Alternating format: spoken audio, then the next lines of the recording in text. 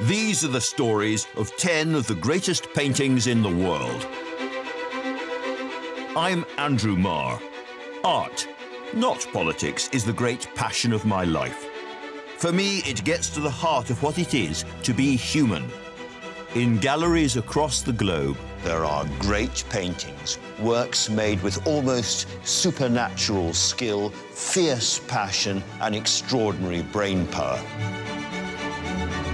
Now I want to tell stories behind some of the most iconic images in history, pictures like Leonardo's Mona Lisa, Van Gogh's Sunflowers, and Turner's Fighting Temeraire, paintings that represent the pinnacle of what people can do with paint and bristles. He created a brand new way of depicting the world. The colours would fizz and pop on the surface. It was like you could touch these people. It was like the portrait could speak to you.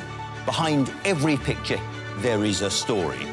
I'm going to peel back the layers to find out more about the lives of their creators and the worlds they came from.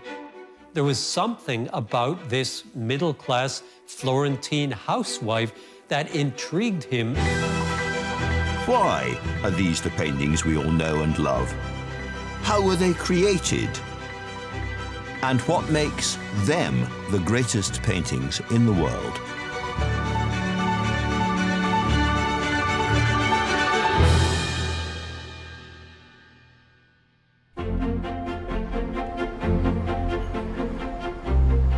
Ever since London's National Gallery opened its doors nearly 2 centuries ago, people have flocked through them for a glimpse of its exceptional collection.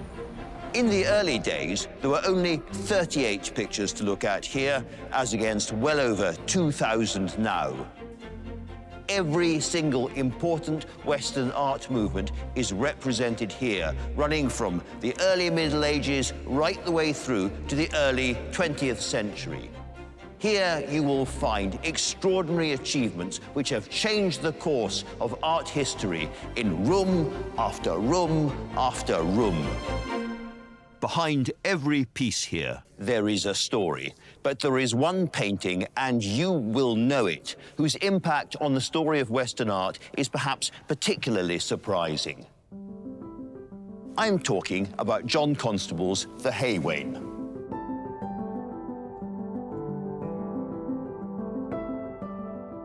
This is, in essence, a very, very simple image of the little pinch of England that Constable knew best. It's the Suffolk-Essex border, the River Stour, and in the middle there is a hay wain, a cart which has just delivered its load of hay over here to Flatford Mill, the Constable family business. That's Willie Lott's cottage on the left, a building Constable knew very well and drew and sketched obsessively all his life.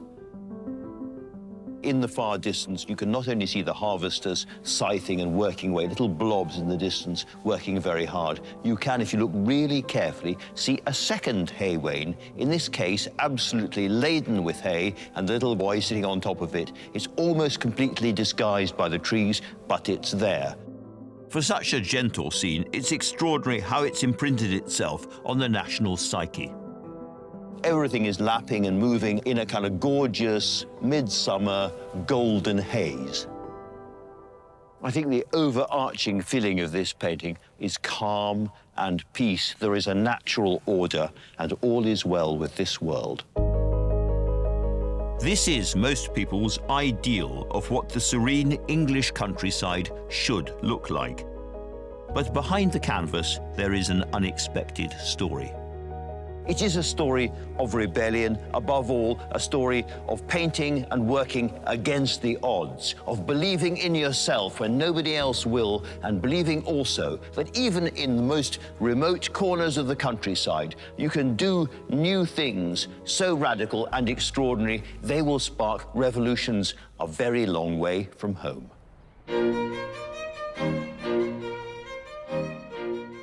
If you want to understand the world of this masterpiece and the man who created it, you have to begin in his beloved Suffolk, the landscape that fed his imagination for his entire life. John Constable was born in this village on the 11th of June, 1776. He is one of 6 children who are the product of a very happy and steady marriage between his parents Anne and Golding Constable. Golding Constable is often described as a miller, but that's actually doesn't quite give the right impression of his status. He was more of a rural entrepreneur. Wanting for nothing, Constable described his comfortable early life as a careless childhood. For Simon Peachy from the National Trust, there are clues across East Berkholt which reveal the kind of upbringing the young Constable enjoyed. Constable family home was just on the other side of these railings, but the railings are the only part of the house that exists today. In his time, it was a big mansion, one of the biggest houses in East Berkholt. He painted some famous pictures of the kitchen garden and the flower garden. And you can imagine it's standing here, what the house and the grounds would have looked like. Constable had a very privileged life. His father was rich. He came from this wonderfully comfortable background, and he loved the countryside. He was always out sketching the countryside. He was absolutely adamant that he wanted to be a painter, although nobody in his family, or even remotely connected with his family, had ever been an artist. Constable was inspired by Suffolk's vast, overarching skies, thickly wooded glades and busy rivers, but he didn't know how to channel his passion until a chance encounter. When he was 19, he met a travelling connoisseur, George Beaumont, who was an amateur painter and always travelled with one of his paintings by the 17th century French painter Claude, and he showed it to Constable, and that was the first masterpiece he would have seen. This was the first time he saw a painting that began to match how he felt about landscape, that gave him the same kind of thrill he felt sketching. The path to the Hay Wain, however, would not be easy. The first blot on the landscape was in the shape of his formidable father. Golding, having made a substantial fortune and set up a very sound business, wanted John to take over the business. And there was a big tussle with his father about that. With great unhappiness, he knuckled under. The only advantage was that running mills meant he became a skilled observer of the weather, a professional eye essential for his art. His determination to be a painter didn't wane, and after 5 long years, he finally got his way. It wasn't until quite late on, 1799, when he was well into his 20s, that he got permission to go to London and start training as an artist. Now 23, he headed for the chaotic hubbub of the capital to study at the Royal Academy. He was given a basic income of £100 to pay for board and lodgings by his reluctant father. That's only £8,000 in today's money. This meagre allowance meant that Constable was doubly desperate for success as an artist. And to achieve that, he first needed to get his landscapes into the great summer exhibition. If you want to be an artist, you have to make it at the Academy. This is a very real competition for money, for patronage, and above all, for reputation. And if you are exhibited in the Academy in what's known as the Great Room, where you will be seen by the great and the good, you know you've made it. But the great and the good barely got a chance to see Constable's paintings, because even the few that were accepted were seen as drearily unfashionable. Constable has set himself a very difficult furrow to plough. At the time, history painting is considered to be the most prestigious. Instead, he's chosen to specialise in landscape, which is seen to be a much more inferior genre. And within landscape itself, he is also not choosing to do grand historical landscapes. Instead, he's chosen a type of scenery which actually would be considered by most people to be very bland, very workaday, boring, unexceptional sorts of places. Considering he was quite a mild-mannered man, one would think that he might have thought, well, I'll have a go at what everybody else likes. But no, he insisted he wanted to paint in this way. He was fascinated by painting nature as he saw it. But it wasn't just the subjects that failed to arrest visitors' attention. His relatively small canvases were lost against the vast classical landscapes by other exhibitors, like the hugely successful J.M.W. Turner. I think effectively nobody much noticed them. They were hung not just side by side on the wall, up 3, 4, 5 high, and in order to pick up attention, somehow it had to have some sort of real star quality, and Constable couldn't manage to muster that. Constable was surrounded by the painting superstars of the age, doing those huge historical canvases and glossy, fashionable portraits, exactly what the Royal Academy and its patrons really wanted. And at the same time, Constable was painting exactly what he really wanted, which was stunningly, amazingly unpopular. Unsuccessful, unappreciated and poor, the future wasn't looking bright for John Constable. But perseverance is all. He wasn't so far away from a masterpiece that would propel him to international fame. He realised that to get noticed, bigger would be better. Next up would be his famous 6-footers. It's hard to think of a painting more English than the Hay Wain, a scene indelibly linked to the national psyche. And yet, for most of his life, its creator, John Constable, was far from a success. For an artist now seen as so very conservative, he was remarkably experimental, which didn't help sales. Now, it's not that he didn't want to earn money. Early on, he took church commissions, and all his life he painted portraits to keep the cash rolling in. But what really turned Constable on was the magic of the English countryside in all its seasons. The softness, the fertile freshness, and above all, those subtle, glowing colours. He was happiest when painting his placid scenes, but doing so in a radically new way. He valued what he saw in the raw, with his own eyes, nature unfiltered. He could only do this by working outdoors, which was both unconventional and irritatingly difficult. He believed you couldn't paint nature unless you looked at it. So he wasn't painting every leaf, but he was painting what to us looks extremely realistic, extremely naturalistic. And this was so radical for the time. At that point, most people painted in studios. And Constable was seen sometimes as a little bit mad for wanting to paint outdoors. It was a difficult process.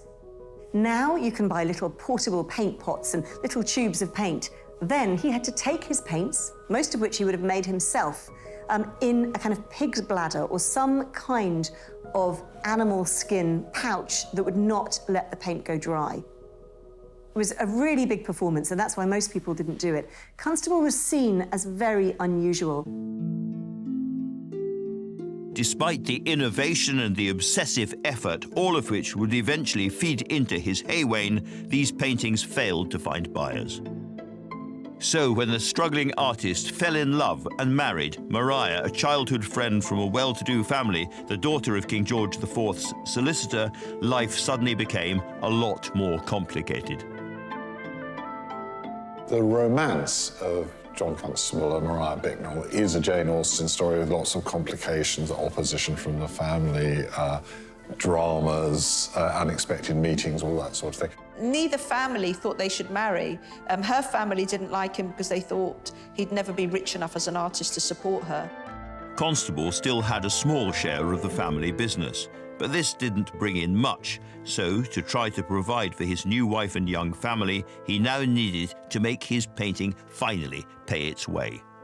It was not an easy journey for Constable. He struggled financially and emotionally all through his artistic career. And yet there was this drive in him to produce these naturalistic paintings, to carry on painting the skies in such detail and to paint the water. Even though he felt that he was a failure, he carried on, hoping that other people would see what he could see. The single-minded Constable would not compromise on the unpopular style or narrow subject of his paintings. He was extremely strong-minded, absolutely determined about what he wanted to do. And actually, one of the things about Constable is that he gets most of his major pictures for years and years from a few hundred yards of the river, which he knew intimately well. Then, in 1819, he widened his gaze and inspiration struck. Since his smaller canvases were lost on walls full of epic paintings, why not think a lot bigger? One of the things he does is to come up with a completely new kind of exhibition landscape, which he calls the 6-footer, where he explodes his River Stour scenes that he's so keen to reveal the everyday poetry and beauty of, up to a monumental scale that would be more readily associated with epic history painting. The first of these 6-footers is called The White Horse, which he unveiled to the Royal Academy later that year. Crucially, it sold. And finally, he felt that he was starting to get somewhere. These large-scale paintings really started to give him hope that he was going to make it as a landscape artist. For the first time, people really begin to sit up and take notice of him. I think the pictures are simply too big not to be noticed. Unsurprisingly, Constable planned to go big again with his next canvas, one he'd been thinking about and prepping for years, and the painting that would finally establish his place in history. The Hay Wain evokes a Suffolk scene that Constable grew up with, and we know he knew very well indeed.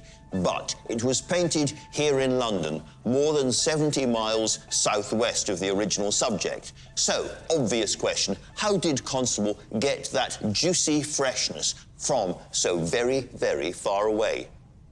Leafing through earlier images of Constable's work, it becomes increasingly obvious that the Hay Wain is not one single moment in time, but the culmination of years and years of looking and painting and drawing. So, for example, here from 11 years before the Hay Wain is another painting of Flatford Lock. Lovely, fresh, lush and beautiful, and of the buildings around Flatford Lock. Again, 10 years beforehand, he's already noting down the details of the buildings. And the Hay Wain itself, well, there are lots of drawings of horses and carts and wains, I suppose you'd call them. Here's a rather crude one where he's clearly working very fast from life. You can see that by the nervousness of the pencil lines, if you like. Lots and lots of redrawing around the figure and so forth. That could only be from life, but very beautiful. And here, for instance, is a more completed drawing, again of a cart and two horses in this case, and he's fascinated by the way the shadows fall around the wheel, the rim of the wheel, the spokes. Everything is in great detail. This is a man who is always watching, always noting, and crucially, always remembering. It would take him 2 years to complete after Constable started preparing the Hay Wain at his London studio in 1819. Maria, however, was struggling with her health, and so a change of scenery and cleaner air were essential in the summer months. London, which was a city of 1 million people with medieval sanitation and primitive infrastructure, heated entirely by coal, was so polluted that you could see a sort of dome-shaped grey cloud hanging over it from 15, 20 miles away. Constable moved his family north to just beside Hampstead Heath to avoid the smog. It may seem surprising to find the home of a man so associated with rural life here, but this part of London, the country in the town, would matter in his struggle to create the Hay Wain. The current owner of his last address in Hampstead is Christine Pullen. Constable loved the house, but he complained to his friend John Fisher that living here was ruining him because he was paying 4 guineas a week for the house furnished at a time when an artisan family could be housed and fed on £1 a week. So that was an enormous sum, and he had a growing family, and he was not selling many pictures at that time. But there was one definite advantage in paying those bills. This is the backyard of the house, where Constable found a shed containing mops and brooms and buckets and coals, and he cleared the shed out in order to create a small workroom where he could work on his sketches. Here, he was in the middle of the countryside, effectively, then, and he liked the open views of the skies and made a lot of sketches while he was living at 2 Lower Terrace. He called it skying. On the heath, he would spend days with his eyes glued to the skies and clouds, a delighted weatherman. Only 4 years before Constable began making his annual excursions to Hampstead, the first ever book of cloud classifications had been published. This was a text he's thought to have read, as he believed that we see nothing until we truly understand it, and the details of the skies he sketched here would eventually find their way into the Suffolk of the Hay Wain. Constable was fascinated by the passing clouds and the changing of the light. It's very similar to the skies in East Anglia, and I think that's one of the aspects of Hampstead that attracted him to the area. While Constable was lost in his obsession perfecting the skies for the Hay Wain, for perhaps the first time there was a good reason for him not to be in Suffolk. The Industrial Revolution was sweeping across Britain. Infrastructure and agriculture were changing fast. The rivers and the mills were now part of a capitalist economy, ripping up the old ways and plunging many rural workers into uncertainty and hunger. The agricultural labourers were leaving their work to go and work in the cities, and then those who were staying to work were finding that agriculture started to become much more mechanised. It was a time of huge inequality, a lot of poverty, and a lot of people who were really eking out a subsistence either from the land or from a very poorly paid job. Less than 4 years before Constable began his Hay Wain, a sharp hike in the cost of bread led to riots across East Anglia. The poor labourers couldn't afford bread. They weren't earning enough to even pay for bread. The only thing they could do to try and draw attention to themselves and to their families that were starving was to riot and protest. Torched by despairing workers, much of Constable's home patch was now surrounded by the glare of fires. And as he began work on the Hay Wain, how much of this rebellion would be reflected in it? Absolutely none. This is the art of a Tory idealist, not a social realist. And this, I think, is what's particularly striking about Constable's painting. It is political art. Not directly, he's certainly not shouting or stabbing a finger at us, but he is saying that this vision of natural harmony and social peace, not what you're reading in the newspapers about turmoil and strikes and protests, but this is how it ought to be. In terms of his technique, the way he put paint on the canvas, Constable was an avant-garde, progressive painter. But in terms of his message, what he was trying to say, he was profoundly conservative. By 1821, preparations for the final canvas were coming together. Now, what I find really exciting is the way that you can follow the progression of the work by sketches and images as it develops. So right at the beginning, you have a very, very loose, very impressionistic picture. This could have been done by Monet or any of the Impressionists in the 1870s, it seems to me. It's very, very loose, very fresh, and I love it. Lots of people love the sketches particularly. And then later on, there's a more worked-up version, which is very clearly the same painting, exactly the same design. The colours are slightly more muted and the paintwork is looser, but he's clearly got in focus exactly what he's going to paint. And then you get the final version. Suddenly the colours bounce out and it's fresh and complete, the final and perfect 6-footer. It was the hauling together of all of these images, the triumphant compilation of a body of work Constable had been at since childhood, which makes this 6-footer such an extraordinary moment. The Hay Wain isn't just a picture, it is the combination of 40 years of looking and working. It is everything that Constable knew on a single page.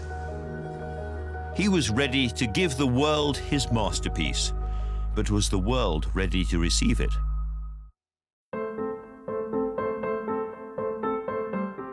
The Hay Wain, the most famous work by the 19th century artist John Constable, is widely regarded as the quintessential English landscape painting. Completed in 1821, the scene looks calm, serene, and effortless, though the process of creating it was anything but. Constable was one of the great painters of British weather.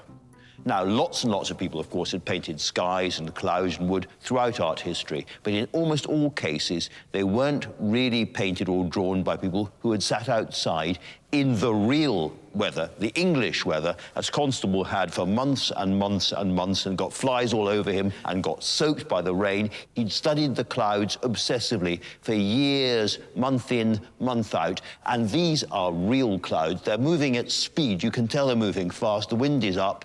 And there's a real sense of wateriness about this picture, not just the river splashing away and moving quite fast, the little boy fishing in it there and some ducks rising from the river, but also the sense of the cycle of water.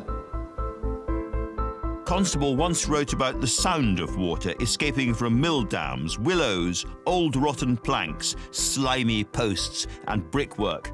I love such things. As long as I do paint, I shall never cease to paint such places. These have always been my delight. You can tell it's rained relatively recently, that the mud is still wet, but there is more rain to come. You can see there's a heavy cloud there. There's going to be another shower. Not a drenching downpour, but just enough to produce that delicate freshness, the juiciness in the English landscape that Constable always thought should be there. He submitted it to the Royal Academy Summer Exhibition of 1821. His last painting there, The White Horse, had been warmly received, and he hoped this would be even more so. As his fellow artists crowded into the Academy's rooms, he must have wondered if this would be the painting that proved he had been right all along. When the Hay Wain was hung in the Royal Academy, people didn't like it. They didn't want it. People were shocked. They were quite horrified that he would be so bold as to paint just a landscape that size. He was just sneered at. This is a farm wagon he's painting. There aren't any mountains, there aren't any waterfalls, there aren't any wild rocks. It's just a pool in a rather ordinary little river in East Anglia. One of the things they find problematic is what they call Constable's snow or piebald scumbling, the little dashes and brushstrokes of white pigment, which he liberally adds as the final layer of finish to a picture to capture what he describes as the elusive quality of sparkle in nature. But during the 19th century, people could not read those dabs of paint as anything other than dabs of paint. They couldn't see them for the visual metaphor they were meant to be, only as a very sort of troubling interruption on the surface of the picture. But I think his biggest problem is simply a lack of interest in what he's doing. This was nearly a dreary disaster for Constable, except that there was one crucial visitor who could see its genius clearly. One of the people to see the Hay Wain when it's exhibited at the Royal Academy in London is a French visitor to the capital, Théodore Géricault, who is being feted all over town for his incredible masterpiece, The Raft of the Medusa, an icon of French Romantic painting. It's been said that Géricault's opinion of the Hay Wain changed the history of art forever. He describes himself as quite stunned by it. And rather than dismiss it as a strange work of art, as most of the British viewers had, he was amazed by it. He was spellbound. He saw something in it that the British hadn't seen. So now an art dealer in Paris picked up on Géricault's excitement, and he suggested Constable send his painting to France to be exhibited at the Paris Salon of 1824. This was an unexpected thing to happen, but it was a real coup for John Constable. The Parisian Salon at the Louvre is the art event of the Western world. If you were to use a sporting metaphor, then you could describe the Royal Academy as being like the Athletics World Championship, but the Salon is like the Olympics. It's the gold standard, and if you've made it there, you really have made it. The Hay Wain was now going to be seen by the most important and influential French artists. But would a painting, the very epitome of Englishness, find favour with the French when it had failed so dismally at home? When Constable's The Hay Wain was exhibited in the Paris Salon, that's when people's eyes opened and they wept in front of it because they realised what an astonishing painting it really was. The French adored Constable instantly, a coup de foudre. Later, a curator at the Louvre would go on to call him the Messiah of landscape painting. French artists cannot believe the originality and the freshness of Constable's approach. They're also drawn to the fact that Constable is painting his own native landscape. This is not a site drawn from classical antiquity. It is clearly somewhere very specific in England.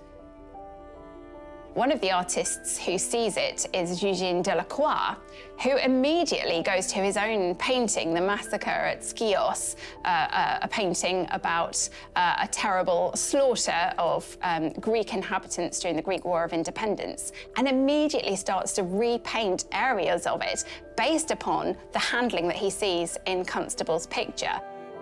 Constable's use of colour delighted Delacroix. He wrote, "What he says here about the green of his meadows can be applied to every tone." And the change of fortunes didn't end there for Constable and this revolutionary painting. The work of this previously obscure British artist started to have a huge impact on French art as a whole. From Delacroix, we go very quickly on to artists in his circle who begin to paint landscapes of the French countryside a la Constable, with sort of Hay Wain-esque tumble-down cottages beside a pond. Constable's impact was seismic. His devotion to capturing a moment in nature through immersing himself in the outdoors inspired Paris. Here, in Constable's skies and sweet rural fields, was the groundwork for Impressionism. Meanwhile, radicals like Rousseau, Millet and Manet would soon be seeking out Constable's canvases for themselves. Constable's Hay Wain didn't just overturn the French art scene, it also transformed his own fortunes. Constable now sold more paintings in France than he'd managed during his entire career in Britain. That meant enough French francs rolling in to save Constable's bacon. But there is something quite extraordinary about this, is there not? There is John Constable, the ultimate patriotic, conservative image maker of rural England, and it's Paris that saves him. Thank God for the French. Great art is always rooted somewhere, but it is never limited by flags and national borders. But fame and fortune across the Channel was of little interest to Constable. He said, "I would rather be a poor man in England than a rich man abroad." And so when he was invited to France to be awarded a royal honour by the king himself, his response shouldn't have been a surprise. He was given a gold medal which would have been presented by Charles X, but Constable flatly refused to travel to Paris to receive it in person. In fact, never left Britain. The furthest he ever went was the Lake District, and that was on the sort of outside edge of what Constable regarded as possible. Despite this profound distaste for travel, Constable's prospects were definitely improving.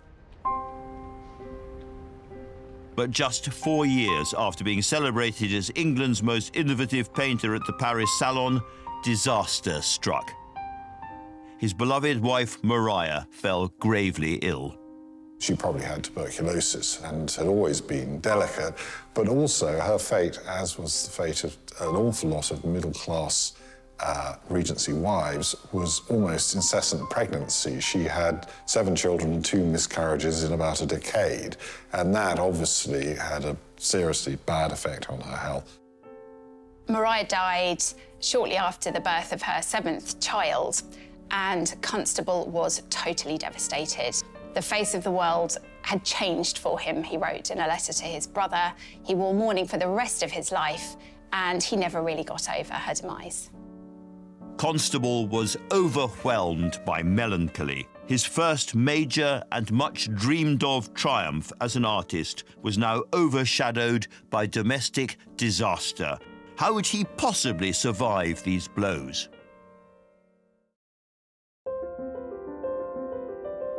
John Constable had struggled to follow his dream of becoming an artist, and then finally with the Hay Wain, his fortunes seemed to have changed. After more than 2 decades of finding his art almost entirely unappreciated or rejected, by the 1820s, John Constable was enjoying a period of unanticipated artistic success. But this success didn't translate into hard cash, and it was followed by tragedy. The death of his much-loved wife, Maria, had left him a single father with 7 children dependent on him. One of the unusual things about Constable, he's one of the very few major artists who was a decent human being. He really was a good, affectionate, faithful husband and a very good and loving and dutiful father who did his best to bring up a large family of young children after Maria died on his own for the next decade. He may never have had the huge financial success in England he deserved, but he did finally receive the recognition he'd so craved from the Royal Academy. Constable is finally made a Royal Academician in 1829, over a quarter of a century after his rival Turner, for example. It's a very bittersweet occasion for him. Finally, he's got this professional endorsement he's worked so hard all his life to achieve, but it comes too late in order to be able to share it with his love. And another, I think, greater accolade was to follow. When he was 56, the widowed Constable was on board a horse and carriage heading back to London from Suffolk. He saw the countryside that he loved, and he just mentioned to his fellow passengers, "Oh, isn't it beautiful?" And a gentleman sitting near him on the carriage said, "But of course, it's Constable country." And you just have to imagine the poor man had been so melancholy, so depressed. It must have given him such a boost. He was delighted to know that he'd actually made a mark on people's psyches and people's attitudes towards what he loved as well. John Constable died in 1837, and for such a devoted family man, it's fitting that he left most of his work to his daughter. She, in turn, bequeathed the paintings and sketches to the nation.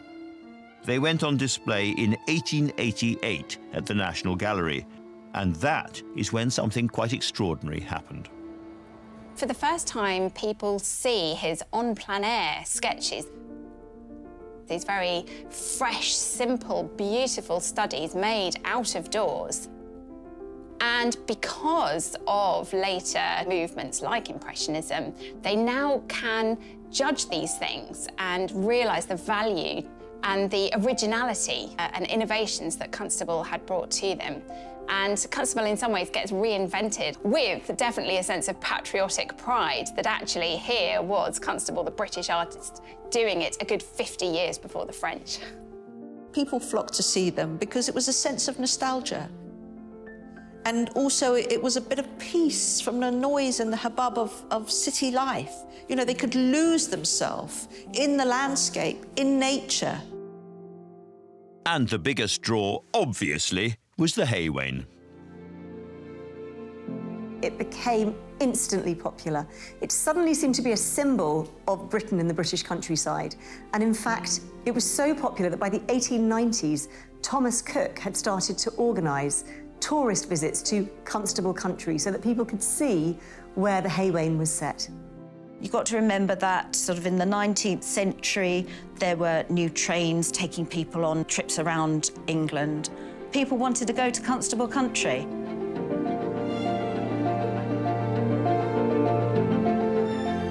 It's still called Constable country today.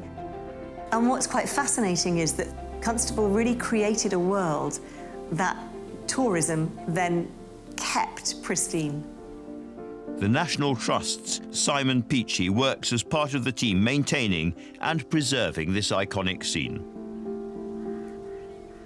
So if you walk this way, this is the Hay Wain view. Standing here, it's like stepping inside Constable's painting. So on the left-hand side, you've got Willie Lott's house, and you can see if the building is pretty similar today to how it was in Constable's time. You've got the mill pond right in front of you. And again, in Constable's painting, you've got the hay cart sitting in the middle of the mill pond. You've even got some oak trees. They're probably not the same oak trees that were there in Constable's time. But if you look through to the distance, that mass of trees, that's in exactly the same place as it was in Constable's time. So literally, standing here, you're stepping into his painting. You're almost walking in his footsteps.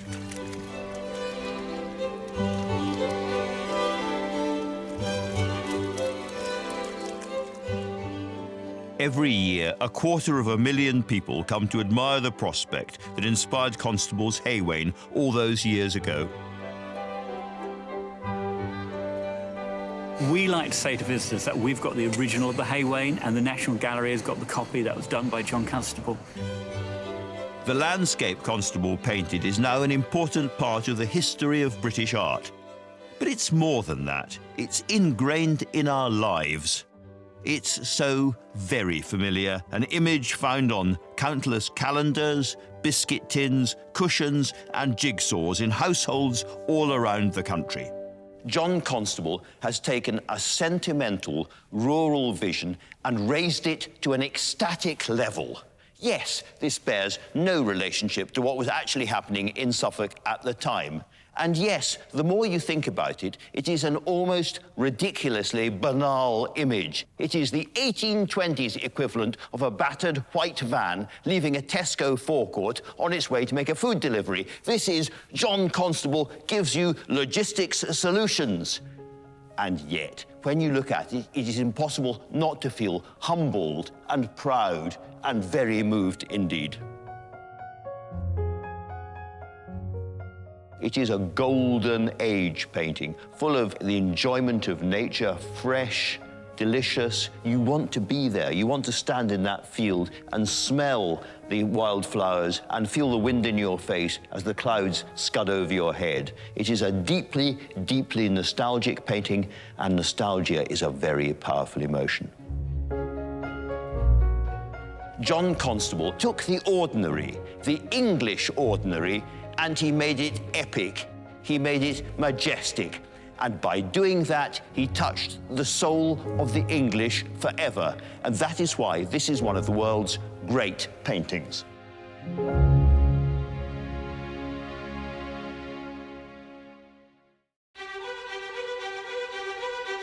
Next time, an image that stirred passion and anger for nearly 400 years. When it was made, this kind of image was outlawed, forbidden, and certainly never to be seen in public. A groundbreaking work of rare beauty. He's really fascinated by the whiteness or the paleness of her flesh. So it's quite a sexy picture. That defied the Spanish Inquisition and roused the suffragettes into violent action.